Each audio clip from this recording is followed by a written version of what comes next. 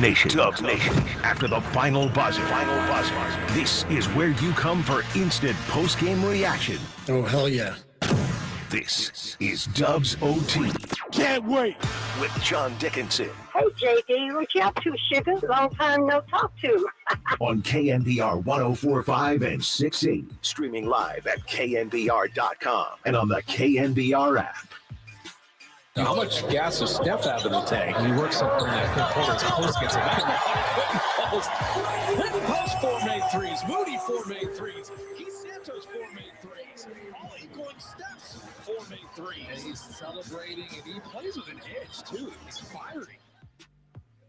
Yeah, a lot of made threes again for the Warriors. They better the 22 that they hit last night in Sacramento, and tonight they're able to turn it into a win. 131-106 is the final at Chase Center as we welcome you in here to Dubs OT with JD, John Dickinson on the Sports Leader. 808 KNBR, the number, as we come to you, as always, following Dubs home games from Harmonic Brewing in Thrive City here, right by Chase Center.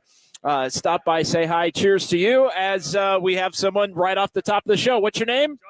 Justin. I'm gonna get the camera up. Justin, and your name? Karen and Justin, nice to meet you. I'll shake your hand. I'll shake both your hands, and I want to just bring the camera up so you guys get. We got Justin and Karen right here, right off the top of the show. Say hi to Kyle. Kyle's back in studio, and as always, we appreciate everybody stopping by. Thank you so much for stopping by. Enjoy the show. Yeah, enjoy the show. Warriors get the win. The young players coming through for the Warriors in this one. It was the Quentin Post show.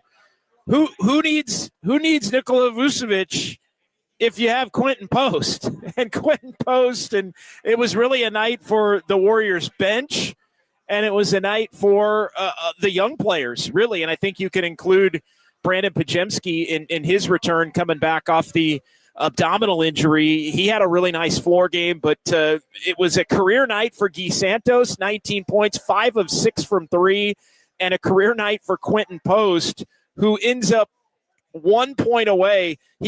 Who's the number 2 for the Warriors? Who's the number 2 scorer? Steph Curry ends up with 21 in this one. Who's the number 2 scorer for the Warriors? It's on January 23rd, 2025. It was Quentin Post, a career high 20 points. He knocks down 5 threes and really turned around what was an ugly first quarter where the Warriors found themselves for a second consecutive home game down 8-0. It was really a lifeless building. It was 15-4. It was 20-6. The Warriors were down 20-6 to the Chicago Bulls on the second of a back-to-back. They couldn't hit anything from deep, and the starters tonight collectively, the group that Steve Kerr put out there at the beginning of the game, didn't have it.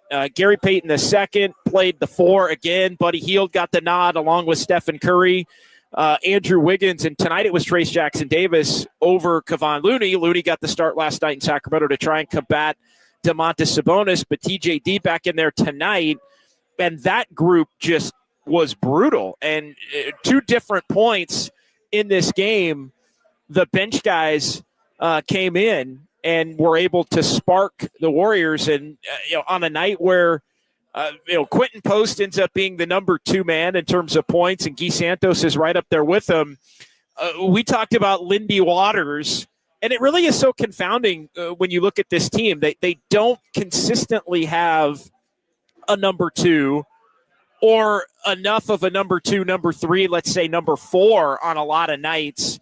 But there have also been many nights this season, and I know they're playing a Chicago Bulls team that's about to tear the thing down to the studs here in the next couple of weeks, and we'll get into how the Warriors could potentially take advantage of that and use it to their advantage as they look to add.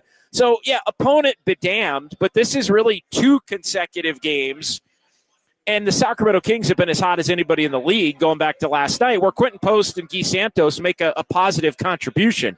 Against a lesser opponent in the Bulls tonight, it ends up leading to helping lead to a blowout victory. You just see how much more opened up the game is for everyone, and the ball movement and the offense that the Warriors want to run and the flow and everything. When you have multiple, and I heard Dieter Kurtenbach talking about this on Sports Phone before we started this show, multiple players who can open up and spread the floor and create space. And if you're playing faster and the ball movement and drive and kick and cutting and all of those things, it just makes the game a lot more enjoyable and easy to play. And so I thought Dennis Schroeder had himself a nice game tonight. Moses Moody was really solid tonight. Really the story of this one, and it's been the story of a lot of Warrior games this season, especially games that they've won as they improve to 22-22 now with 38 games to play. But it was an 83-41 advantage for the Warriors bench. They had 5 in double figures off the bench in this one for Golden State. When you look at Post with 20, Santos 19, Moses Moody 16, 4 of 7 from three-point range, then 11 from Schroeder. I thought this was one of Schroeder's best games, even though he still can't make a three and didn't shoot it well. I thought his defensive energy was there. I thought his assist floor game was there. He just does not look confident looking to score the basketball, but I think, credit where credit is due. Schroeder was awful last night, and if they had gotten a better performance from him, maybe they would have been able to pull off the win in Sacramento with the big lead. But I thought this was a really nice Dennis Schroeder game. We talked about Podziemski. Steph, hey, he's still Stephen Curry, got over the 3,900 mark in terms of career three-pointers made. Wiggins didn't shoot it great, but got to the free throw line and really was aggressive in the second quarter, which helped get the Warriors back in the game. I thought that was a key component to the Warriors only being down one. Came alive really into the first quarter to help the game be close at the end of that frame, 33-30 after the Warriors were down 20-6. And you're thinking, oh man, like you're going to chase a feel-good loss. I kid when I say that. I hate that term, feel-good loss, but it was kind of a feel-good loss last night for the Warriors in Sacramento. And all I could think about driving home from Sacramento last night back to the Bay and preparing for the game today and getting ready for the show tonight was the thought of, wow, that feel-good loss gets chased with you go home and you lose to the Bulls, who have one win, I think, in their last 7 or 8 games and are a team that's careening down the Eastern Conference standings here as we approach the second half of the season. So 808 KNBR, 415-808-5627. That is the number to give us a call or shoot us a text here on the Golden State Lumber and Building Materials text line. Appreciate everyone, as always, watching on YouTube and Twitch here, and we'll get into some comments from the YouTube stream here as Dubs OT begins on this Thursday, second of the back-to-back from Harmonic Brewing at Thrive City. As folks file in here on this night. And CA will get us started here in the chat tonight. I know you're not for this, JD, but man, do I believe Post should get more minutes instead of Loon Dog. I think Post should get more minutes. I think it depends on the matchup as to whether those minutes come from Kevon Looney or Trace Jackson Davis. But I think at this point, Quentin Post needs to get a little bit of run. And Steve Kerr said last night in Sacramento that he is going to get a little bit of run. I think the Warriors are spending these final 2 weeks. There's been so much discussion about Mike Dunleavy and evaluating the roster. And, I've been steadfast against the notion that really much more needs to be evaluated unless you're going to start talking about players that haven't been playing. And now, you look at Guy Santos getting more of an opportunity, being productive, Quentin Post. Like, we've seen enough of the guys who've been playing to know. We've seen enough of the Moody's and the Kumingas and the Podziemskis and Schroeder, whether it's the veteran guys or some of the younger guys. But the guys that haven't been playing a lot, those guys, we haven't seen, if you're telling me you're going to get to evaluate, those players need to be evaluated when you start to get into evaluation. And so a little bit more evaluation of Quentin Post. And I think the two things that the one thing that the two players, both of them bring to the table is shooting. It's just somebody that can get the ball kicked out to them and they square up. and they knock down a shot. And when you're a threat to do that, even if you're not good in other areas of your game, you can be a winning basketball player if you're with the right other combinations of players. And it really just boils down to, for me, why I've been so adamant all year that the Warriors look to go and get more shooting, whether it's a big that can shoot or a wing that can shoot. And maybe they're finding it, at least in the short term. I'm not here to anoint Guy Santos or Quentin Post, but maybe in the short term, they're finding it. There's another big takeaway that I have, macro, big picture takeaway. I think tonight's another indicator of how, as this organization evaluates some of the new players that are getting opportunities, they really do need to make a consolidation type of a trade at the deadline. And even at a minimum, if it winds up being expiring contracts for guys who have another year on their deal or even a couple of years on their deal, I think that's something the Warriors need to look to do to continue the slots. If you're going to open up minutes for some younger players in the second half of the season, that's one thing, and I understand not everybody will be going in some kind of a deal, but the one thing that you don't want to do is basically you want to consolidate some of these guys if you have other younger players like a Post and like a Guy Santos that are going to start to play more. Then you want to use some of the veteran guys that are expiring to put in some kind of a deal to help you get better.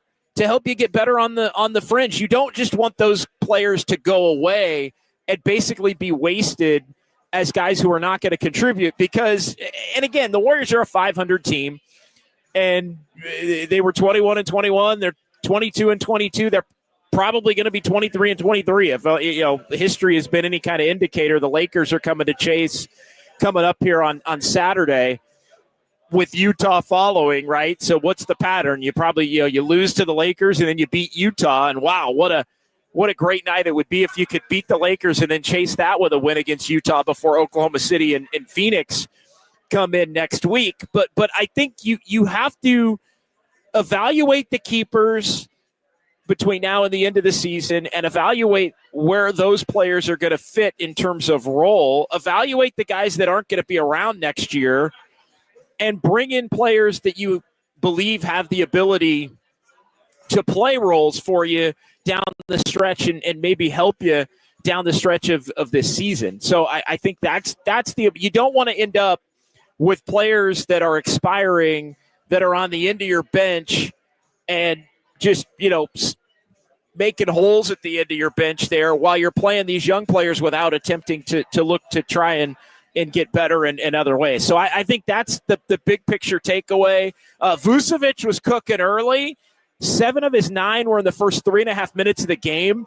He ends up with only the 9 on the game and ends up being a minus 15. So it looked like, it's going to be a Vucevic showcase game. Not really. He ends up with just the 9 points and 6 boards and 4 assists. He did have 4 steals, oddly, in this one. But, again, Vucevic is somebody, I've been saying he's not at the top of my list in terms of players I'd be looking as must acquire type players. But, the Warriors need help. And, again, my other big picture takeaway, in addition to they need to consolidate some of these expiring contracts, try and get somebody that can help them, but also shift the players that they have remaining on the roster into some other roles where maybe they can be a little bit more consistently effective. Because Steve Kerr, and like I said, this is a 500 team, but Steve Kerr I can already see when others start to come back, like Kyle Anderson, like Kuminga in a couple of weeks. Who's going to not be playing? Because others are going to have to be playing, and then that creates its own separate set of problems. But that's how this thing I think has to be evaluated. The other big picture takeaway, and again, this one is night to night, but even in the Warriors losing the game last night in Sacramento, bouncing back and winning this one, last night told me that the season is still worth trying to salvage. And again, we're not talking about a star. And I know Draymond told the front office that don't trade Kuminga. Fine. Again, I'm not saying at this point I would even co-sign on that. But tonight is a night as the Warriors kind of flex their depth a little bit, their back-end roster depth, their fringe, the depth of the Warriors roster from 9 to 15, as they flex that a little bit tonight. I think it also shows that certain types of players, even if Guy Santos and Quentin Post are not the long-term answer in terms of the rest of this season or next year, and they still need time to develop, or they're role players as opposed to carriers, the one thing that their performances show is the fact that players with their skill sets fit this Warriors system in a big way and allow things to be a lot more open and fluid. In a win tonight, in a loss last night, that fact remains true as you look up and down this Warriors roster. So 808 KNBR, 415-808-5627. That is the number to give us a call or shoot us a text here. The Golden State Lumber and Building Materials text line open. So, yeah, CA, I'm okay with looking to give Quentin Post some minutes. I think some nights it's TJD's minutes. I think some nights it's Kevon Looney's minutes. It depends on the matchup. But, no, and Steve Kerr said it, Quentin Post is going to get an opportunity here for the next couple of weeks until they figure out what kind of move they're going to make. But even a guy who was the 52nd pick in the draft and was finding his footing in the G League and really just learning how to be on an NBA floor for the first time in his career, even at that, Quentin Post's skill set, Guy Santos' skill set opened things up for the Warriors and for Steph Curry to be a more effective and efficient offensive team. Too many turnovers last night cost him the game. Unsustainable first half to second half last night maybe in terms of shooting cost him the game. But what you're seeing is there's a lot more flow and openness to the offense in both of these games. And if it's not Quentin Post and it's not Guy Santos, go find guys who play their positions, who have their skill sets, and I think it makes you a better team. Another one from CA quickly. Hypothetically, if we wanted to get Giddey, I'm not interested in Giddey. I don't like Giddey. I'm out on Giddey. Nobody wants Giddey. I'm not going to – Giddey? No, nobody wants Giddey. Robert, impressive performance from the Dubs, but my God, the Bulls are bad. Yeah, they are. They are. Enrique Rivera, amazing what happens when Kerr plays our young talent. Well, we've seen this before. There's only so many rotation spots to go around. And here's the thing, and I'll say this, and I say this somewhat tongue-in-cheek, but when Jonathan Kuminga comes back, who doesn't play? Probably Guy Santos, at this point. And so could those two play together based on their skill set? One at the 3, one at the 4, and Santos is much more of a 3-4 than Kuminga, who's much more of a straight 4. But their skill sets are complementary enough of each other to where you could probably see those two play together. You could see Quentin Post play, I think, with Kuminga some, but I don't. That's not really where this is at in my mind. The CA agrees with Enrique.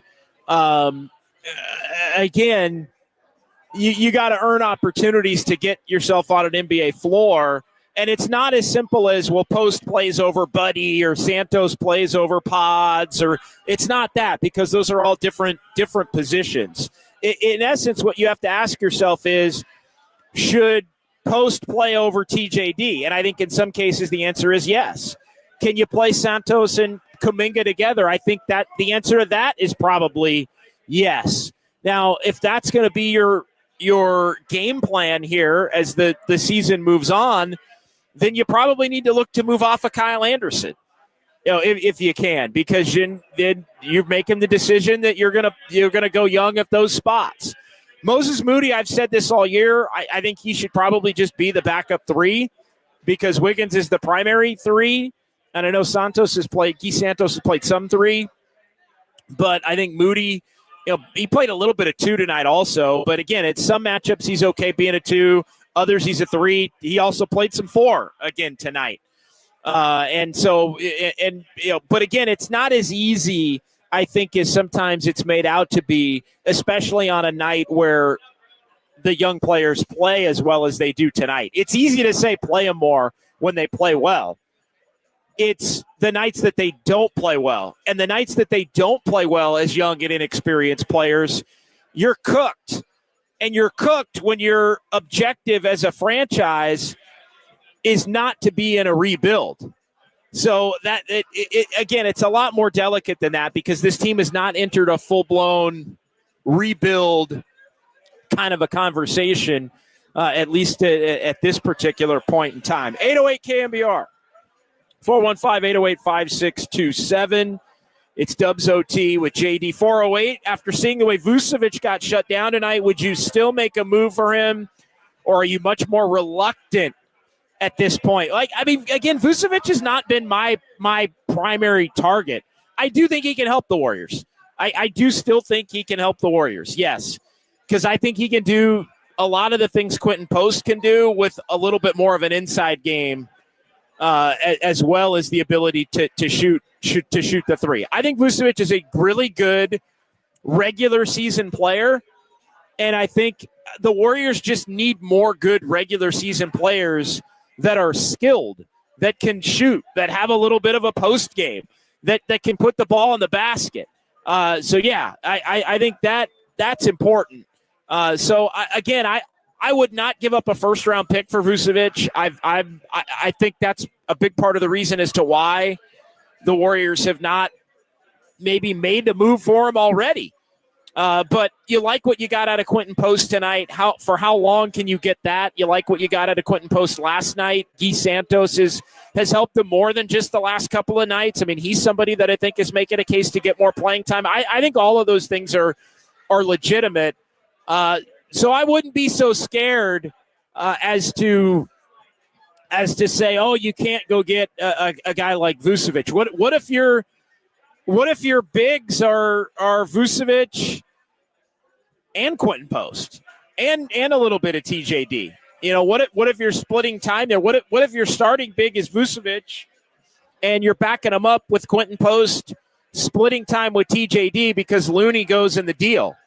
Now at that point, you're going to have some trouble defending some centers because you'd be giving up your best defender in Looney, but we're also at the point where Looney's an expiring contract. And so Kevon Looney, as much as everybody's loved him, and understandably so, Kevon Looney's not coming back to the Warriors next year. He's going to be a free agent. He's going to be playing elsewhere. And the Warriors need to upgrade or at least get a different set of skills at that position. And so Kevon Looney's not going to be around. Gary Payton II's not going to be around. So those are the guys, again, as much as you love the things that they bring to the table, if you make the determination that they're not going to be around and you have other players that you'd like to get a look at in their spots, and we've named some of the players that you'd like to get a look at in their spots, then those are the guys that end up going in a trade. And they go in a trade for a player that helps you. So I'm not panic-stricken by, oh, my God, Vucevic got shut down by the three-headed center monster of Trace Jackson-Davis, Quentin Post, and Kevon Looney on a random January where his team's basically fallen completely out of the race. 808 KNBR. Good text there from the 408. Appreciate you on the Golden State Lumber and Building Materials text line. Robert chiming in on Giddey. Yeah, I don't think the Bulls are trading Giddey at any point. Although I do think Giddey would have been a Warrior had he lasted to the Kuminga pick. If Oklahoma City takes Kuminga, I know there's a lot of talk about Wagner, but the Warriors had Giddey pretty high on their list, and he ended up going the pick before Jonathan Kuminga. Wagner obviously was the pick that went after Jonathan Kuminga in that draft going back to 2021. And I think if Kuminga and Giddey had been on the board together, I think the Warriors would have taken Giddey. I really do. But, again, moot point. Kuminga was the guy who slid as somebody that initially was thought of as a top 2 or 3 talent that slid down and wound up going 7 to the Warriors. San Jose Jazz fan, I will say this until I'm blue with gold trim in the face. The Warriors go up soft, don't draw a foul, miss the layup anyway. Yeah, there was some of that going on tonight for sure. Frustrating, no doubt. The Warriors just don't have still enough finishers at the rim and in the paint. Really, whether it's guards that can do it, wings that can do it, or even bigs that can do it. They fail at all three phases. The Warriors fail in all three phases at having consistent finishers at the rim. And definitely, and that's been something that's been problematic and troublesome for them. Really, I mean, going back for the entire 20s here as we dip into 2025. Rich Ray in the YouTube chat. Oh my God, what do we just see?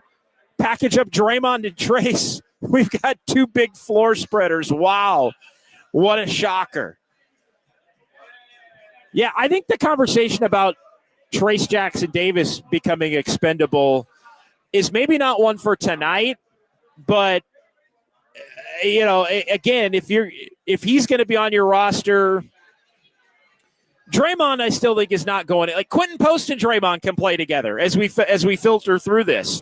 Quentin Post can play center with Draymond and Wiggins and again, I don't know. He's not going to be a bona fide NBA center. He's going to be.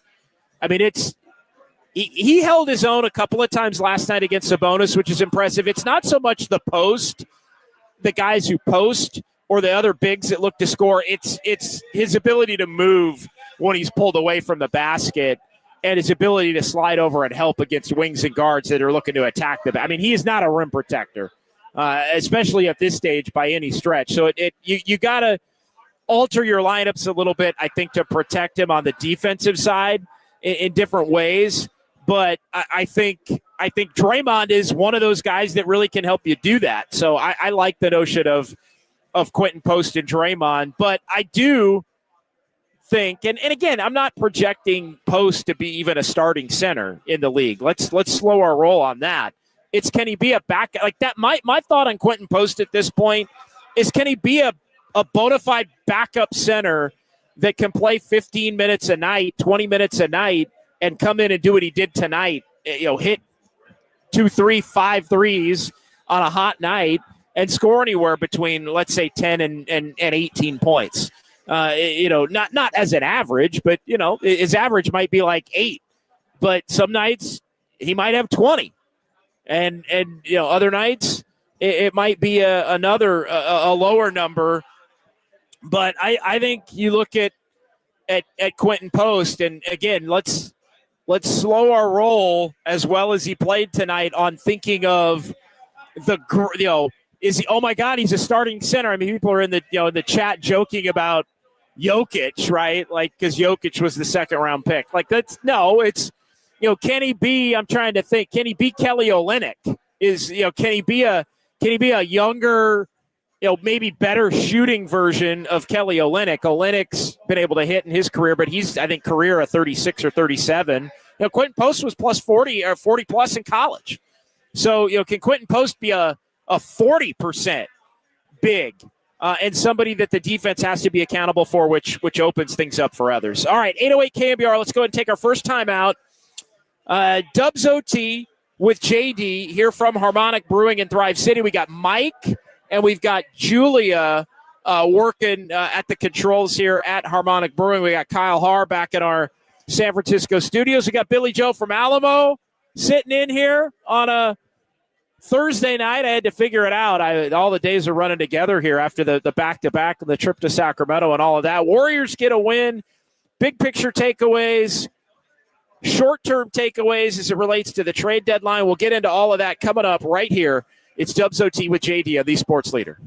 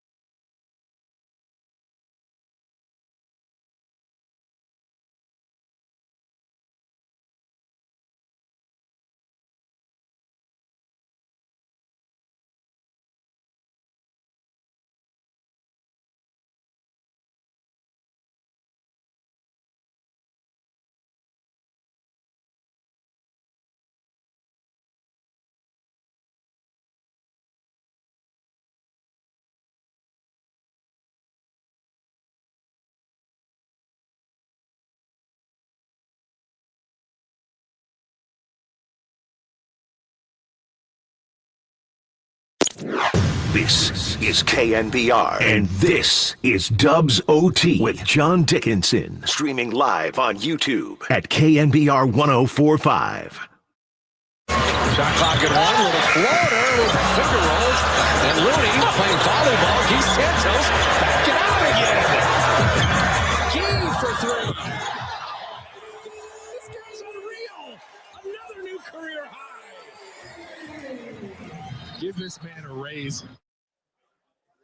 Yeah, big night for Keith Santos. Warriors win at 131-106 as he ends up with 19 off the Warriors bench. A dominant night for the Dubs bench and a dominant night for the young players off the Dubs bench. Quentin Post 20, Keith Santos 19, Moses Moody 16, and Brandon Pajemski comes back playing for the first time in a while with the abdominal injury, and he goes for 10 points, 4 rebounds, couple of assists, and a steal. So all in all, it was the young guys with Stephen Curry and Andrew Wiggins doing their thing among those in the starting lineup. Dennis Schroeder with a nice floor game off the bench. And the Warriors, after a poor start to this one, they were down 20-6 in this game in the first quarter.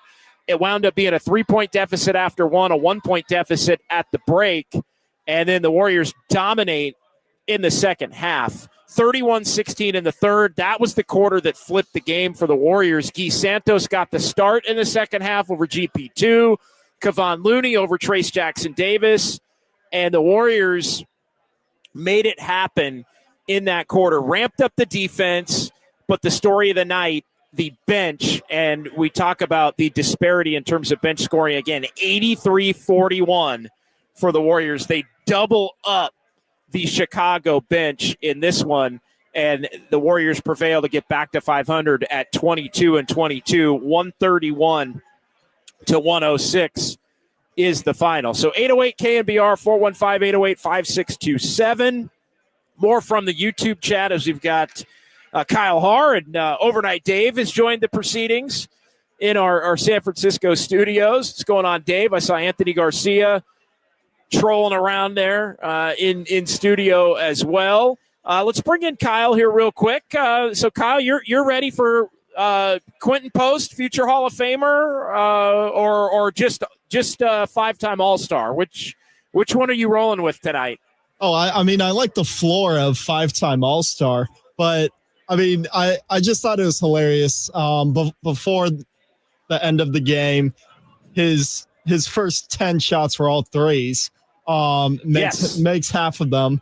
And yeah, I was like, well, can I see something in the post? But yeah, he didn't have that game as much. But that's okay. The Warriors don't need him to have that game, Kyle. Yeah, and I think the only thing so far in terms of a weakness that I've seen is that he fouls too much. I think he had 5 fouls against the Kings, and he had 4 tonight. Yeah, you can't, and that also is why he played. Like, let's pump the brakes on even like a future starter, because he's somebody that he's going to pick up 4 or 5 fouls in 20 minutes. Then he's not somebody that at this point you can count on for anything more than that. And I don't think anybody's counting on him for more than that at this particular point in time. But yeah, you're right. He does foul a lot, and that's okay. Like, again, if you're a bench guy, you can come in and you can lay a little bit of wood. He was tough on Sabonis last night. He was physical with De'Aaron Fox, although, again, it ended up being a couple of those where Fox is at the free throw line down the stretch in the game, kind of helping to put the game away, even though he didn't have his best night as the Warriors were getting put away in the final 3-4 minutes there in Sacramento. But yeah, I think he is the quintessential come in, play your 15 to 20 minutes, try to hit some shots, and you've got 6 fouls, so you might as well use them. You're not going to play enough to really foul out anyway. So I actually don't. It is a negative in terms of the long, the long game as it relates to Quentin Post and maybe his ceiling, his upside. But as far as I'm concerned, we shouldn't be really thinking about that or worrying about that, Kyle, at this point to begin with. But to go back on the defensive side of the ball, I thought there were times that his help defense was actually really good, and I thought he protected the paint quickly against any drives. he gets his body over. He tries to throw his body into people, which like he's not afraid of contact. No, you're right. I think his instincts are actually pretty good. I think his instincts are good, or maybe at times he's a little late in getting there, which leads to a foul. Even if you're just a fraction of a second late, as big as he is, and somebody trucks right into you and goes down, it's going to be a foul. So I think you're right. I think his instincts are where you want them to be. It's just a matter of the speed of the game and the athleticism and all of that, catching up to where he knows what he's got in the tank compared to what others have got in the tank, and trying to obviously see the game at a point where he can make up for where there are some athletic potential discrepancies. But he does, I think, see the game well. I think he is someone that is trying to do the right things out there, and again, not afraid of contact, which I think is a good thing. Like somebody that'll set a screen, somebody that'll lay a little wood, somebody that'll put somebody on the deck. I don't think any of that is a bad thing. Billy Joe from Alamo was out here at Harmonic Brewing, still here, sipping on a brew. Billy Joe from Alamo says, Warriors could have beaten the Bulls tonight, even with Jordan playing. Even with Jordan playing, Billy Joe says. And then I'm thinking, what? Really? I don't think so. That he says, well, he's 60 plus now, so Jordan really cut and defend like he used to. So, but bum from Billy Joe and Alamo. I appreciate him chiming in and joining the conversation. Joke's on you, JD. They need to Wally Pip Draymond with Gee. No, they need to play them together. Like again, that is. I think the one of the most positive signs in all of this is sometimes, and I'll say it as it relates to Kuminga sometimes when Kuminga plays well, it leaves you kind of, well, if Kuminga's going to play this well, then who is he? Then you got to take somebody else out, and that might hurt you in a different way. The best thing about Santos and Post, they really are kind of play with it. Like they can play with everybody, guys, and they can play in the Warriors system, guys. And again, not really shade on Kuminga. That's not the intent of bringing him up. But when Moses Moody plays well, he can play with anybody. When Podziemski plays well, he can play with anybody. When Kuminga plays well, sometimes it's they got to change the system. They got to look to allow him to do this, that. Other than those 8 of 10, 16 to 20 points, super efficient, everything's at the rim or in transition or a wide open corner three that a team dares him to take. Like those are the nights where Kuminga really looks to get his. It doesn't look like it fits with what the Warriors want to do still with Steph Curry and Draymond. I think the Guy Santos play, although I think ideally Santos is probably more of a stretch 4. But again, he's played a little bit of 3, and he's played the 3 and the 4. But his game and Post's game fit the Warriors system and fit the other players on the Warriors roster, and their game even fits with Kuminga, which is a good thing. As much as sometimes Kuminga's game doesn't fit with what the rest of the Warriors are trying to do. And as Brown taking a victory lap, told y'all Warriors had a good chance to win with or without Steph. Bulls ain't good. Yeah, the Bulls are not. The Bulls are not good.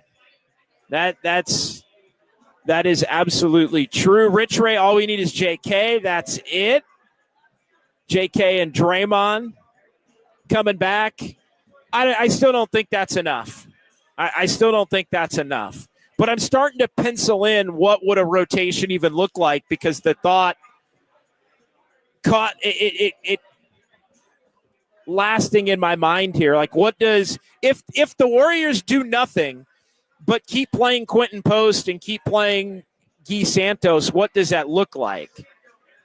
Is there a world where, Kuminga comes back and he was the backup 4 when he went out because they were still starting TJD and Draymond. So Schroeder's now on the bench. I mean, so much has changed, and so much has continually changed. And so I'm thinking out loud on it. I actually think, and I know people are not going to like this, but I'm going to say it anyway. I think once Podziemski gets healthy and gets his rhythm back, I kind of like the notion of Podziemski going back into the starting lineup next to Steph. And again, if we're just for the purposes of this exercise, no moves are made at the deadline, and the Warriors roll with their best version of this roster, given the things that we've seen. I think Steph and Podziemski is probably how I would roll in the backcourt with Wiggins, either Draymond and TJD or Draymond and Kuminga. Again, I'm not the one that's as opposed to just starting Kuminga at the 4, but they don't want to do it.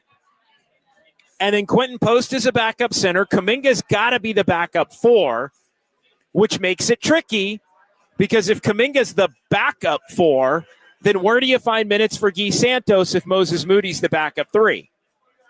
So immediately right there, you've got a little bit of an issue. If Quentin Post is backing up TJD, that's fine. I think ideally you would want to have Post and Looney and TJD split minutes in a three-way split, but then you also are going to have to play Draymond at the 5 because Kuminga's got to play the 4, and then that creates another. So I'm running through it for the purposes of this exercise, and then Buddy's your backup 2, Schroeder's your backup 1, and you kind of roll from there. And again, you could flip-flop whether you want Podziemski to be the backup and Buddy to start, but I think Podziemski's really good with Steph and he was starting to get his game in line before the injury, and I think tonight was a real, comeback, and I thought Podziemski looked like the good Podziemski tonight that he was starting to look like before the most recent injury after he had a pretty brutal, let's be honest, start to the season leading up to that point. So, I don't know, Kyle, I'll bring you in on this. Is there anybody I'm leaving out? Because everybody wants to play everybody. Lindy Waters is out of the rotation unless somebody's out. That's fine. Kerr has shown a bit. Go ahead. Who did I leave out? Was it somebody else? Gary Payton the second. GP2. But I think with the way he played yesterday, I don't know where he fits. Yeah, I mean, he is somebody that some nights you want his defense out there. Some nights you want his defense. I thought yesterday playing the 2 or playing the 4 and being able to kind of, put a wet blanket on De'Aaron Fox a little bit. I thought he did a nice job. I don't know. He's just a situational. He's not an every night member of the rotation. He's a situational member of the rotation.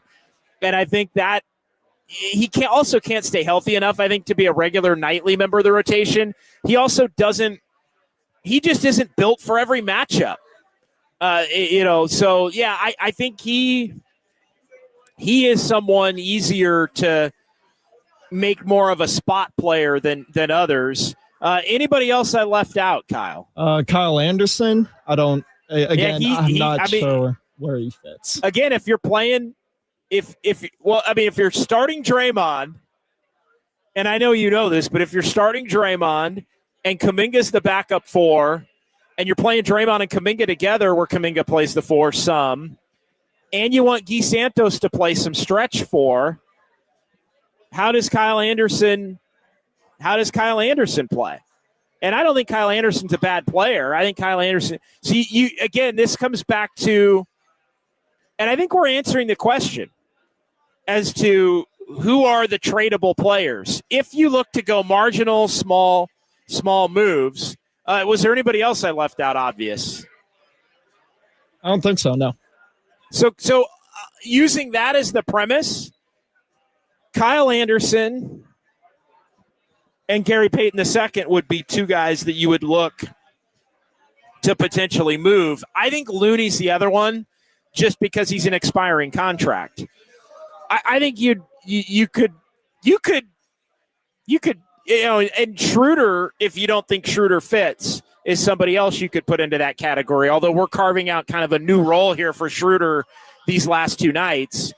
being the backup point guard, not starting next to Steph, playing a couple of minutes with Steph in each half, but really, for the most part, not playing with Steph at all a lot of the time the last couple of nights, and not necessarily being a closer unless you've earned the right to be a closer on that particular night because you've played really well. So I think as you go through this, and again, nobody's saying Quentin Post and Guy Santos are saviors or guaranteed to be able to fill the void, but there are a couple of young players that you may want to get a look at in conjunction with you're not going to make any big moves. And then who, by virtue of rolling through the depth chart, becomes expendable off of that? I think our expendables are GP, who should be anyway because of the expiring salary, Kyle Anderson, who I think is a useful player to another team, and Kevon Looney with his expiring contract as well. So try the other flip side to that is try to make some kind of a consolidation trade where you use those guys that we just mentioned to bring somebody back that in the short term can help you. And I think that's where a guy like Vucevic with a couple of second-round picks attached to it could maybe be the answer. I still think they need another wing. I would love for them to go get another wing. But if you're telling me we can't have the Warriors make any major moves, I think that's the makings of a rotation that could try to fit the best of both worlds, trying to stay relatively competitive while infusing Draymond and Kuminga back into it, while also continuing to get a look at some of the guys that you want to get more of a look at, Santos, Post, Moody, who's played more lately. Yeah, I want to bring up this comment from Jeremy Wong just about lineup construction. So let's say Post plays the 5. Does this mean Jonathan Kuminga can play the 3? So that, I mean, Draymond would have to play the 4, right? But yes. Does that work? Okay. I do think that works, but that's a few minutes a game. Like, that's not, because you still want Wiggins out there. So it's not like that. It's not, and I'm not saying Jeremy's saying this. I think it's a good point to bring up. But I think, that lineup could work. And, as long as you have shooting out there, I don't think it wouldn't be a starting lineup with Draymond at the 4, Wiggins at the 2, or anything like that. But that's a combination. That's a combination that I think could definitely work. But in that instance, if Kuminga's playing the 3, then where's Moses Moody playing? Because Moses Moody's my backup 3. So if you're making Kuminga your backup 3, then is Moses Moody now your backup 2? And the Warriors, again, just don't believe that Moses Moody's a 2 on ever. Sometimes they think he's a 2. Some nights they think he's only a 2. Some nights they think he's only a 3. Some nights it's like, if he can't, maybe he can help us at the 4. Otherwise, he can't play. But I know where a lot of Warrior fans are probably going with that one, Kyle. A lot of Warrior fans are probably saying, well, Moody plays the 2, and then you don't have to play Buddy at all, or Moody should play instead of Podziemski. Right, I know that's where a lot of, and that ain't it. But I know I'm sure they're coming in on the chat and on the text line along those lines. No, Podziemski is still a young player you want to get a look at, and I think eventually probably projects to be more of a starter with the way the rest of this roster at this point is constructed.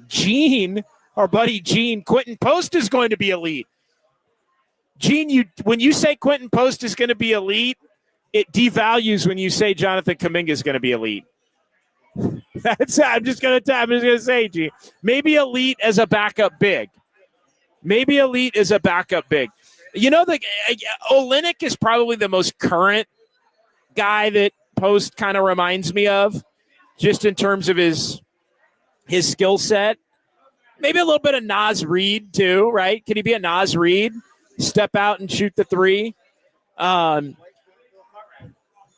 he be that kind of a guy? We shall see. maybe pods will start looking like last season. Robert in the chat says, yeah, I mean, look, I think Pajemski's coming up. Post is our number 2. Enter the Draymond. Rich Ray, if Kerr can coach differently, this can change everything with these bigs. Curry must be shocked. Well, again, we're talking about one big. I mean, the rest of the bigs are the same. Like Guy Santos is, I guess sometimes Guy Santos is a 4, depending upon the matchup. But yeah, Post spreads the floor without a doubt. LM Post 2-way contract will be converted to a roster contract. There's your addition from the trade deadline. I mean, Quentin Post is definitely going to prove himself to be somebody that you want to be around. Rebel to Sounds joking, Schroeder put on a Warriors jersey, can't get any free throws now. Andis Brown, one thing, and this is spot on, Andis knows ball. One thing that stuck out was how bad Vucevic got abused in the pick and roll. Warriors killed him on the pick and roll all night. They did. And that is what teams will do to him to make him less effective. Over and over and over and over and over.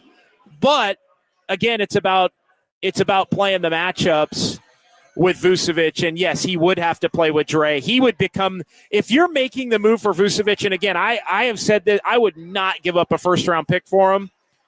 But if you're making the move to get Vucevic, he would have to start immediately. I mean, he's been playing 30 freaking minutes a game for Chicago. Even tonight, he played 30. He's a 25 minute a night guy, I think, for the Warriors, and maybe less as the games become more significant. But you definitely have to play him with Draymond to help cover for the lack of defense. That is 100% accurate. A few people, why are the Bulls so bad? Well, the Bulls are bad because they aren't. I mean, the Bulls are bad because they don't have any. I mean, they don't have any great players. I mean, if Zach LaVine's your best player, and Kobe White's out, but if Zach LaVine's your best player, I mean, Kobe White might really be their most impactful player, 2-way player.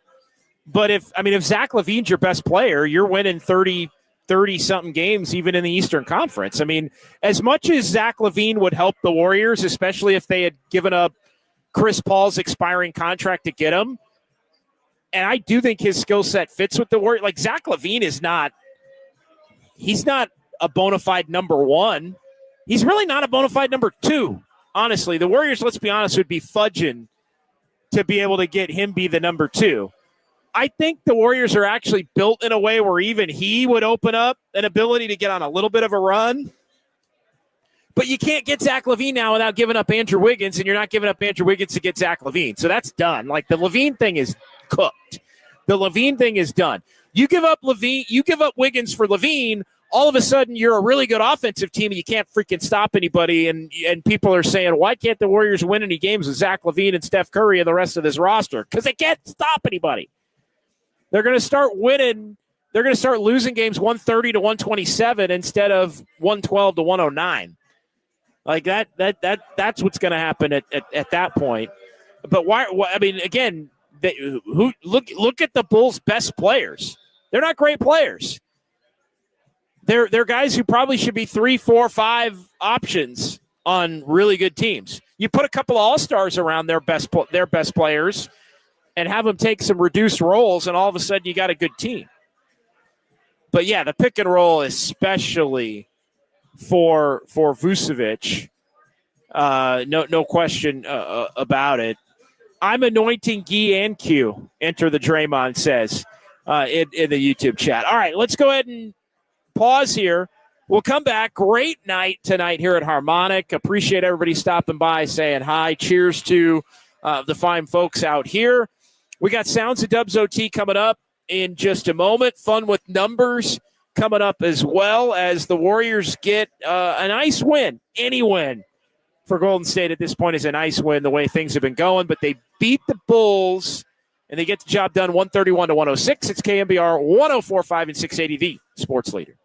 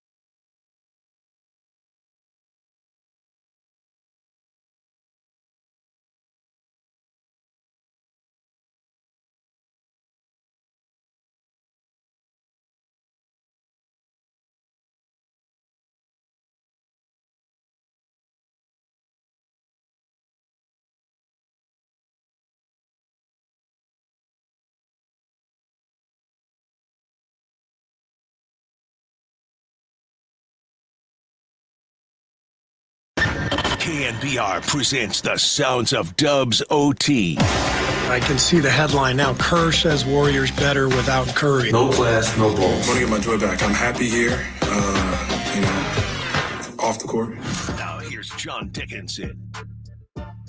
Back here, Dubs OT with JD. Warriors win over the Bulls. 131-106 is the final. We're at Harmonic Brewing in Thrive City. We've got Sounds of Dubs OT coming up. We're going to hear from Steve Kerr. We're going to hear from Quentin Post. We're going to hear from Guy Santos. Post and Santos, career nights for them. Big night, massive night from the Warriors bench. Sounds of Dubs OT just a moment. But Kyle, first we have we got a couple of special guests here at Harmonic in Thrive City. Let's come on into the camera. Oh my God. Who have we here? Kyle, make some introductions here. I don't know them. No. What do you mean you don't know them, Kyle? Kyle, be nice. Make some introductions to those in the YouTube chat. That would be my dad right there, Brian, and his girlfriend. Awesome. Bridget. All right, Brian and Bridget. Wonderful to meet you. They have stopped by and said hi, and thank you for joining us. So, yeah, this is Kyle Haar's dad, everybody. So say hi to Kyle Haar's dad in the chat. Again, we are a family show here. Dubs OT is a family-oriented. We are a community. So, yeah, just quick thoughts on the game. They were VIPs tonight, by the way. I think they had better access than I did tonight. I know they went to the press conference. They were filming shoot around. I was like, they're like down on the floor. They're in the press conference. They were having a good time tonight. Quick thoughts on the game, Brian. I'll relay them. First NBA game. Bridget's first NBA game. Favorite player, Quentin Post. Bridget's favorite player, Quentin Post. A Post fan for life. Are you getting your jersey made? Are you going to get a Quentin Post? Yeah. Quentin Post, right in the head over to the team store. They'll have to make it for you because I don't think they have them in stock yet. But yeah, Quentin Post, he was that good tonight. More Quentin Post from Brian and Bridget. Well, thank you so much for stopping by. Really appreciate it. Nice meeting both of you. And enjoy the rest of the evening. Yes. Wonderful stuff there. Brian and Bridget joining Dubs OT. Nice to meet you both. And yes, as always, stop by and say hi. I'm not talking out of my rear end when I say that. I mean it. Have a great night. Thank you. Again, they had the VIP thing going. That was good. That was good stuff. Good stuff, Kyle. So yeah. I'll just tell a quick story. So my dad and I, we were doing you were like your dad 2.0. Like you were like wow. Like that is. Yeah. But we're doing this. I'm like, my God, I'm talking to Kyle. a golf charity tournament, and at the end of 18 holes, there was a raffle, and then there was a auction on certain items, right? And so these tickets were part of the was part of the auction, and I won't say how much he paid for, but it was more than I could pay for. Right. Yes. Well, it's good. Well, good. It's all for a good cause. That's the most important thing. Do we want to sneak in a call before we do Sounds of Dubs OT? We've got. I see Is Jonathan still on the line? We still got Jonathan? Yeah, he's there. All right, let's get Jonathan on the line here at 808 KNBR 415-808-5627. And then we'll hear from Steve, and then we'll hear from Quentin Post, and then we'll hear from a little bit from Guy Santos as well. Jonathan, what do you got tonight here on the Sports Leader? Hey, just wanted to kind of put my 2 cents in. I was really worried after the first quarter, the way they looked, especially coming off last night and how things have been looking for so long. But I'm very proud of how they responded in the second, and especially the second half. Down 1, they never looked back. Just incredible effort, especially because it really did feel like a moment of truth after that first quarter. Yeah. But Good night. They persevered. I hope this is the turnaround we're all finally waiting for, and this isn't another one-off that they go right back to where they were, but good step in the right direction that they desperately needed. And of all teams for it to come against the Bulls, I know what it means to Steve Kerr, and I can't tell you as a 90s kid what the Chicago Bulls mean to me. So it brings back a lot of memories. So, huge win, and let's just keep this thing going and build on this, because that's what they got to do. Thanks, Jonathan. Appreciate the call. Yeah, I don't know if it's anything more than just another one-off. It might very well be. Again, you just look at even the pacing of this. Sacramento game's obviously going to be tough, shorthanded. They were playing as well. They got beat tonight in Denver by the Nuggets, who have been playing great basketball. But the Kings over the last 3 weeks have been, I think, the best team in the NBA overall. And so that's going to be a tough task on the road. I thought the Warriors, I really think it ends up being, it wasn't a great first maybe 6 to 8 minutes. And I think Steve Kerr probably shouldn't use that starting lineup that he used tonight again against the Lakers on Saturday. But, you just look at the layout. It's Washington and Boston. Going to beat Washington, probably lose to Boston. Sacramento's going to be tough, but you got to beat the Bulls. Lakers is going to be tough. Then you get Utah. Oklahoma City's going to be tough, and then it kind of just gets tough. Oklahoma City, Phoenix, Orlando. Orlando, I think, had lost 7 of 8 as of earlier tonight as well, but that's still, 10, 11 days away as it relates to the Warriors. So we'll see, but it was on the second of a back-to-back good to see the Warriors show some fight and beat a team that really has been careening in the wrong direction in the Bulls. Who did get a win against the Clippers. Go figure. That's something the Warriors haven't been able to do this season, is get any win against the Clippers, let alone a win in a couple of the games that they've played down in Southern California. But the Bulls have really been struggling here as they head toward the trade deadline. All right, let's get to our sounds at Dubs OT. Real quick here, let's start with the head coach of the Warriors, as we often do. And it was Steve Kerr talking about the man of the night, the rookie, Quentin Post, and just how happy Steph Curry was for Post to be able to get out there and make an impact. Just opens up the floor, He picks and pops, and that means the other team's big guy has to go with him. And that means that defender's not in the paint. So Steph was the happiest guy in the building tonight, with all that room to work with. The game got a lot easier for all of our guys. So it was really exciting just watching Quentin, but it goes beyond the shooting. It's the feel. You saw the pass he made to Lindy at the end for the 3. Like he sees and feels the game, and he's got some toughness to him too. He's a physical 7-footer. He's not. He's not a finesse 7-footer. He's a real 7-footer and likes to mix it up. And really exciting to see him playing like that and getting his chance and making the most of it. Yeah, and he sparked the Warriors in this game. He hit an open 3 immediately. He had a nice dish to Wiggins for a dunk as well in that first quarter. Part of that group that led the Warriors back from down 20-6 to within 33-30 at the end of the first quarter. And, it's been mentioned, Andis Brown, our buddy in the chat, Steph badly wants to play with a stretch big so it can give him more room to operate and get in the paint. And that's exactly what it will do. And so, again, keep rolling with it. Rockin' New Era 84, ride this season out, let the young players play. I'm not in the full-blown shut it down kind of mode of like full developmental mode. I still think you need to try to win games. I still think this team is too close to being able to even get into the top 6 with as poor as the top 6 is.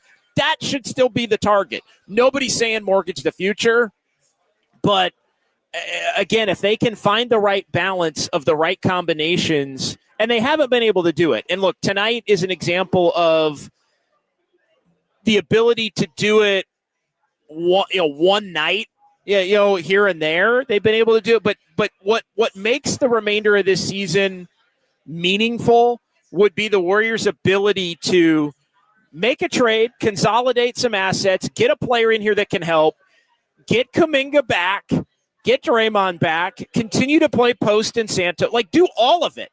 Like and again, nobody thinks you're contending for a championship either, but like there needs to be some kind of vision and focus and foresight and belief. You know, it's not just play the young guys and we don't care if we win 30 games. Like I don't want to see that. I don't, and I don't think that any of these guys are good enough to warrant wanting to see that. To be perfectly honest, again. Guy Santos and Quentin Post, we're not talking about them being future stars. We're talking about them being really good complementary role players that can help this team win games. It's an extension of that same conversation we always have about Jonathan Kuminga whenever Jonathan Kuminga has a great game. It always immediately shifts to he's going to be elite. He's going to be a star. He's going to be an all-star. He's going to be a superstar. How about can he just be somebody that can help this Warriors team win games in the context of a rotation with a lot of players who fit together well and allow this team to succeed? That's the big question. All right, let me continue here with the head coach of the Warriors, Steve Kerr. We hear from Kerr on Quentin Post. Let's hear from Steve Kerr on two other young players who played exceptionally well tonight, Guy Santos and Moses Moody. Steve Kerr says those two are kind of making it happen together right now. Yeah, they all played well. It was an incredible performance off the bench. Guy has just continued to, shine in his opportunity here, the way he's cutting and moving. The game really seems to click when he's out there. And Moses has found a good groove. So those guys are really, as a kind of a tag team wing tandem, they're playing great. A tag team wing tandem, Kyle Haar. Tag team wing tandem. With wing tandem, they're playing great. Wow. Guy and Moses Moody playing the 3 and the 4. Who's playing the 3? Who's playing the 4? Doesn't matter. Who needs more wing depth when you have Guy and Moses Moody? Who needs Vucevic when you have Quentin Post? That's called being inebriated on victory, Kyle. That's called being drunk on winning, at least for one night. But again, as I often say, one of my overused phrases, it's better than the alternative. It's better than this team losing to the Bulls tonight and being unable to put some points on the board, or the Raptors, as our buddy Billy Joe in Alamo chimes in here as he sips on his beer at Harmonic in Thrive City. All right, more from our Sounds of Dubs OT tonight as I go clickety-clacking around. We heard from Kerr on Quentin Post. Let's hear from Quentin Post on what it's like playing with Stephen Curry for the first time. Got a chance to do it last night. More tonight, and success for the young second-round big man pick. I talked to Steph yesterday. I had never played with him in a real game or a practice or nothing even. That's kind of what it is like being a rookie, right? So yesterday, versus the Kings was the first time I ever got out on the court with him. And today was the second time, and I think it worked out pretty well today. Yeah, I mean, his game complements Steph's game. Steph's game complements everybody's game. I mean, I think maybe Kyle, we could get out there with Steph and look better than we would without Steph. That I will say, right? I mean, Kyle, you got a little game, right? Like you're a hooper, right? Put me in the corner and I'll hit a couple. I think if we were doing I don't want to get off on too much of a tangent here, but if we were putting together the KNBR team, like if we were going to put together the KNBR maybe 5-person team with a couple of bench players, who would be the KNBR starting 5? I think Greg would be in it, right? Greg played a little high school hoop, or maybe even a little college. I actually played pickup with Greg one time, and we were guarding each other. He surprised me. He surprised me. Greg's pretty good. Yeah. Okay. Are you better than Greg? Honestly, no. I think we're on the same playing field. Okay. All right. So who would you want at your 5? Tim Webb, or because I feel like Marcus Boucher is like a 4. I've never seen either play. I would probably have I feel like Tim Webb would set a mean screen. Yeah. I feel like Tim Webb would set a mean screen. I mean, do we want Copes in this? Is Greg Papa? Probably not. He's washed. I mean, I would be. I think I would be in there as well. I could be in there, but I'm kind of washed athletically. I can shoot though. I will say I can shoot it. Okay. Who would be our point guard? Like I feel like. Oh man, we don't have a true like Murph. we don't have anybody who can handle it at all. Yeah, I wouldn't be a point guard. I was actually a stretch big before it was fashionable to be a stretch big. I was like a stretch 4, like an undersized stretch 4. No. I actually played a lot of different. I played everything like 2 through 5. Honestly, I was a small ball 5 like back when it was because I could guard up. Even at like 6'2", 6'3", I could guard like. Even in high school, like the 6'7", 6'8" guys and hold my own against them. And so I ended up actually being in that position a lot where it was guarding guys that were big. I was much better at guarding guys that were bigger than guarding guys that were quicker. That's a fact. Even though I was yeah. I know exactly what you're talking about. Those like 5'4" quick guards are so annoying.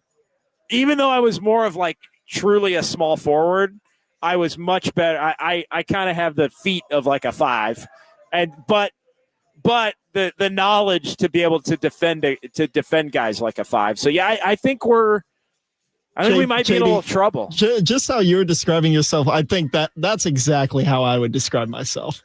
Like slow right. Feet, good instincts, high IQ, and can shoot it. Yeah. I tell you, you know what we're gonna need? We're gonna need. I think if we're going to ever put this team together, I think we're going to need some help from some of our folks in the chat, like Enrique Rivera and like Andis. I feel like Andis is a hooper. I feel like Andis is somebody that can play.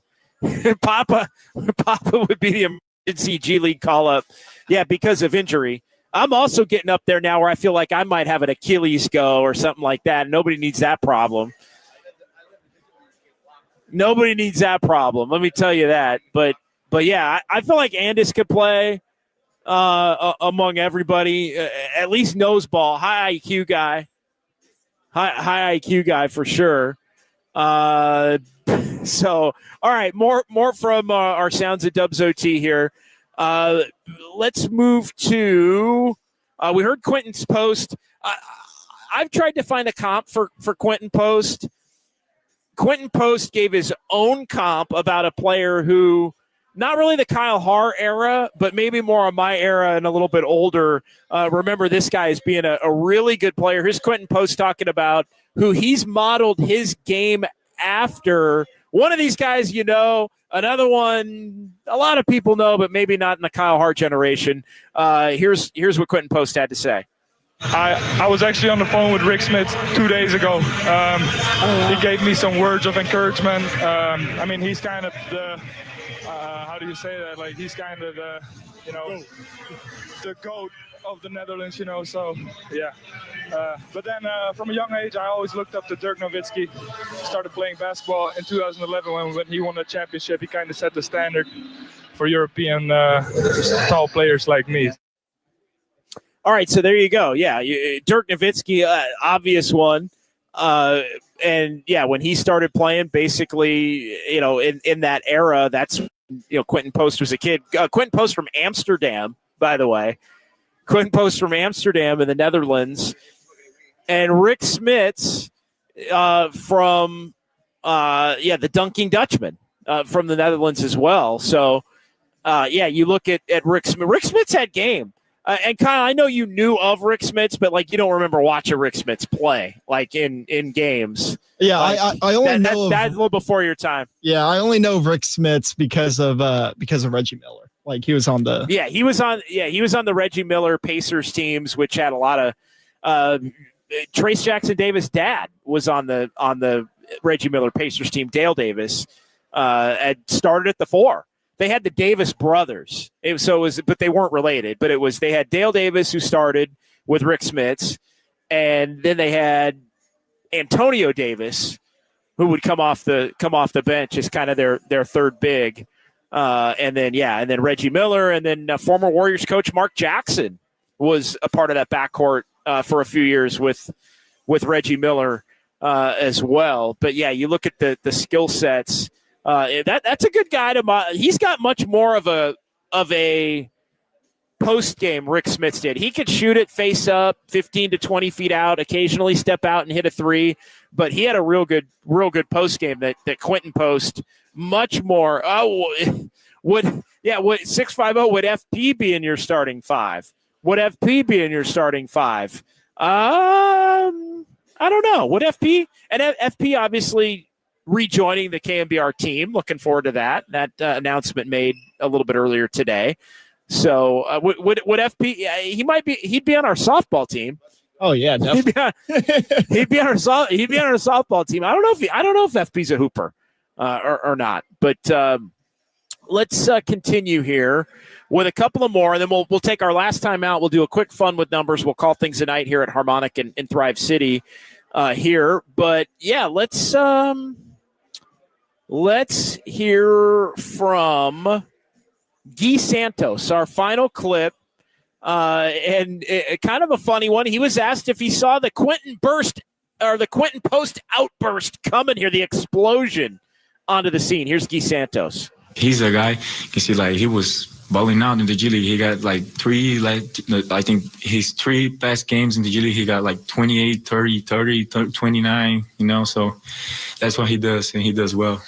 We're kind of hearing about Quentin being kind of physical, and he can give and take it too.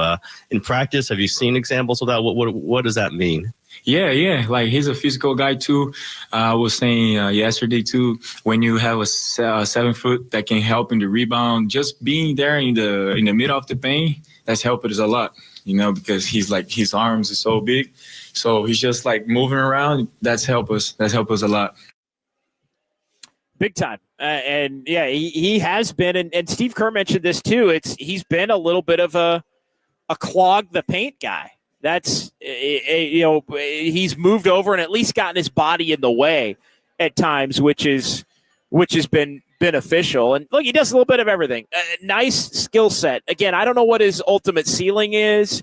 We may be talking about a young player, him and Santos both, that in the next couple of weeks play themselves out of the rotation because they show that they're not ready as young players to contribute on a consistent basis. We'll see ultimately what direction the Warriors go as far as the roster composition and the like, and what they do at the trade deadline, and whether they continue to fight to try and be as good as they can possibly be for the remainder of this NBA season. We'll see about all of those things.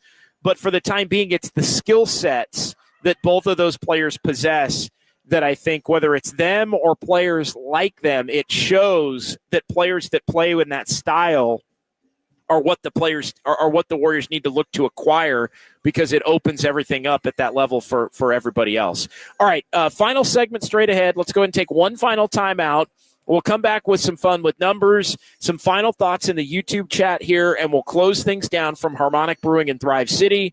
Warriors win over the Bulls. It's KNBR, the sports leader.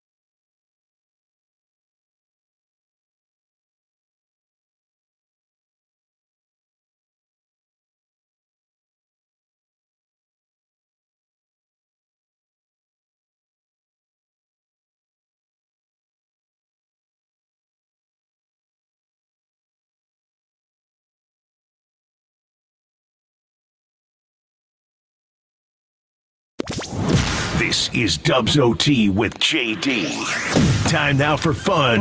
I'm a fun guy. With numbers. No, I'm just having fun. On KNBR 104.5 and 680. Streaming live on KNBR.com and the KNBR app.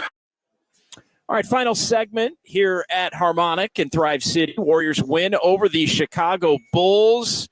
131 to 106 is the final, as the Warriors back to 500, 22-22, with the off day tomorrow after the back-to-back, and then the Lakers back at Chase Center 1 month after their most recent appearance on Christmas, January the 25th.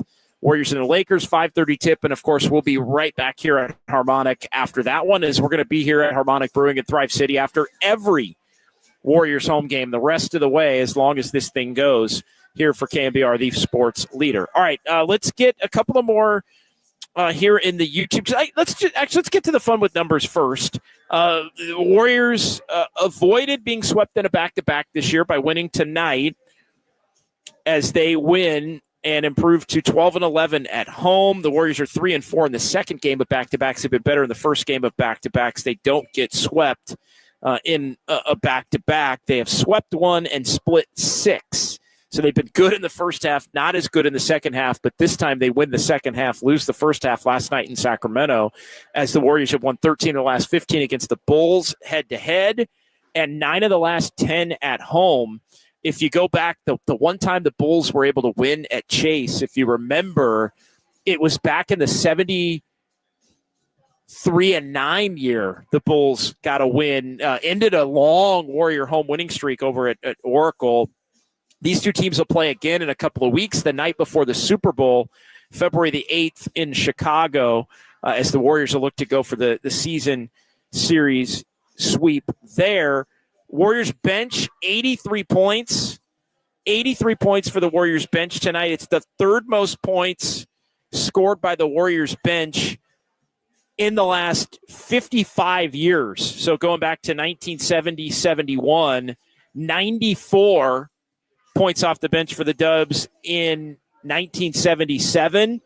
And then the final game of the 2022-23 season in Portland, the Warriors bench scored 88 in that one, and tonight 80. Tonight with the 83 becomes the third most.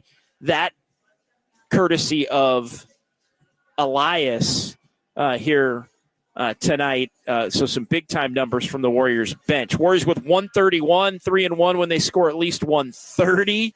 You're going to win a lot of games when you win 130, and the Warriors again, when they lead after 3, they win 21-4, leading after 3 quarters. 5 bench players in double figures. It's the first time that's happened since December of 2023 in Phoenix, in a game the Warriors lost. They had the last time the Warriors had 5 bench players in double figures. It was Podziemski, Kuminga, Chris Paul, Dario Saric, and Moses Moody. A little over a year ago in Phoenix. Tonight, it's Quentin Post, Guy Santos, Moses Moody, Dennis Schroeder, and Brandon Podziemski, those who get the job done there. Warriors were 14 for 14 at the free throw line tonight. Go figure. Again, they aren't a high volume attempts in terms of the free throw line, but 14 of 14, they made them all tonight, which is a season high in terms of overall percentage. And they backed up last night in Sacramento with the 22 makes, with 25 makes in this one, too shy of the franchise record, which they set earlier this year in a loss, the 27 on December the 15th, when the Mavs came in and beat the Warriors, and it was the most three-pointers in a game in NBA history combined for those two teams. Warriors came back from down by 10 or more, as they trailed at one point 20-6 by 14. 6th comeback when trailing by double digits for the Warriors, and the 26th different starting lineup for the Warriors this season. 8th different starting lineup in 8 consecutive games. And the bench numbers in terms of the three-pointers for the Warriors, as the Warriors had multiple players off the bench in this one with at least 5 three-pointers First time the Warriors have ever had two players off the bench hit 5 or more three-pointers in the same game. So with 20 points, a career night for Guy Santos with 19 points. Stephen Curry ended up leading the way with 21, 5 three-pointers, and again, he with the all-time lead in terms of three-pointers made, 3,900 career three-pointers for Stephen Curry. He now sits at 3,903 as he will eclipse, obviously, down the line here, the 4,000 mark and continue to just obliterate the record that he broke going all the way back toward that 2021-22 NBA season when he broke the record, and Kevon Looney ended up with 11 boards. So final thoughts here from the YouTube chat. We were talking a lot about lineups and trades and what should be done. A couple of people, Ken Bareilles, play Kuminga at the 3, Wiggins at the 2. Yeah, you could in individual lineups. I don't think that's a starting lineup, though, with Quentin Post at the 5. Again, I just don't.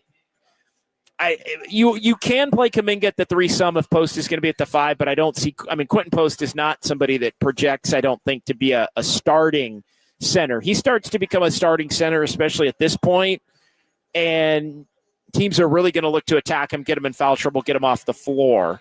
So, again, certain lineups you could put Wiggins at the 2 in. Crusher, I hope Kerr doesn't F this up. Well, again, you can make a trade like we talked about that balance things out and make it a little easier on Kerr to be able to find the right lineups and combinations. Bennett Roth, if Guy is still cooking when Kuminga comes back, it's going to be bye-bye, buddy. I'm not sure I see that. Again, I don't see a lot of Wiggins now playing the 2 or others playing the 2, although I do think if you could find somebody that wanted Buddy Hield, I do think you could probably look to trade him at some point at the deadline. Again, if he could be a throw-in in some kind of a deal. San Jose Jazz fan 4, I've changed my mind. Kerr's a genius, obviously. Robert Vucevic, for sure, not worth a first-round pick. Yeah, I would not be willing to do that. And again, I think that's part of the holdup.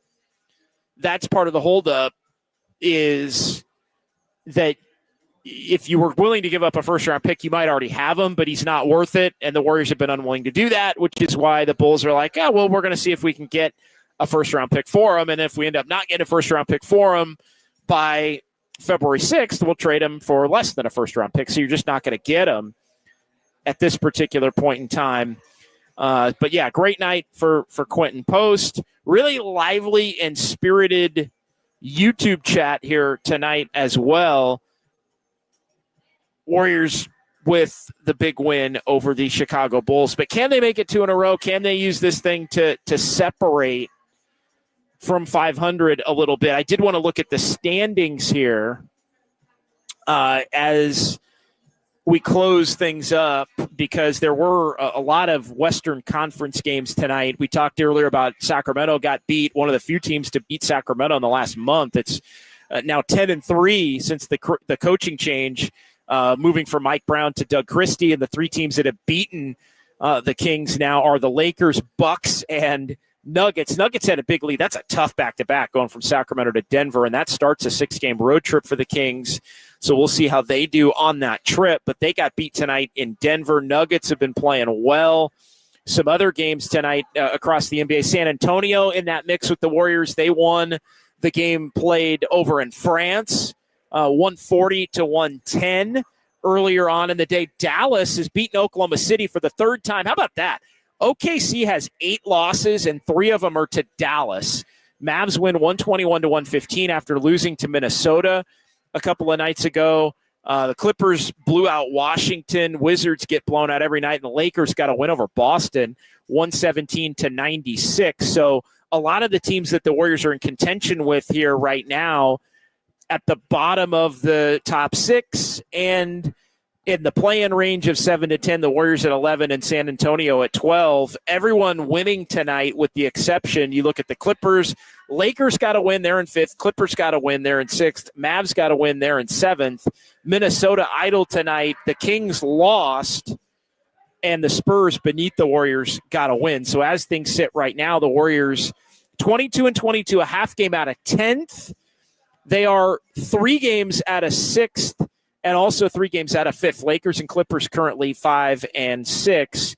And only a game out of 9th, only a game out of 8th. The Sacramento and Minnesota are currently tied, with the Mavs vaulting up into that 7 spot. Kings, just using them as an example, went from 12th all the way up to 7th. They lose 1 game after winning 10 of the last 12, and they're right back down to 9th. And again, they've got a difficult road trip ahead. They've had a really pretty home-heavy schedule under Doug Christie to this point. So Lakers, Clippers, Mavs, Timberwolves, Kings, Suns, Warriors, Spurs, all locked in a glut here in the Western Conference. Great show tonight. Really appreciate everyone in the YouTube chat. We'll get it going with Just Dubs Saturday morning, 10 to noon here on KNBR. We'll be talking a lot about the big picture stuff as it relates to the Warriors. And then we've got Dubs OT for you back here at Harmonic following the Warriors and the Lakers on Saturday. So for Kyle Haar and Anthony Garcia and Overnight Dave, thanks to everybody who stopped by and said hi at Harmonic. Thanks to Mike and Julia as well. Billy Joe and Alamo stopping by, having a brew here. We appreciate you, and we'll talk to you Saturday right here. KNBR 104.5 and 680, the sports leader. How much gas does Steph have in the tank? He works so hard in that third quarter. His post gets it. Quentin Post. Quentin Post, 4 made threes. Moody, 4 made threes. Keith Santos, 4 made threes. All going Steph's 4 made threes. He's celebrating, and he plays with an edge, too. He's fiery. Emirates Cup or bust. Oh, hell yeah. First of all, you guys start off liking each other. I'm super cereal. Big fat dub. Ain't nobody going to stop me. I just wake up and I can shoot it no matter if I'm playing or not. But great win. Who are these guys? I love you, JD. Bye, sugar. I can see the headline now. Kerr says Warriors better without Curry.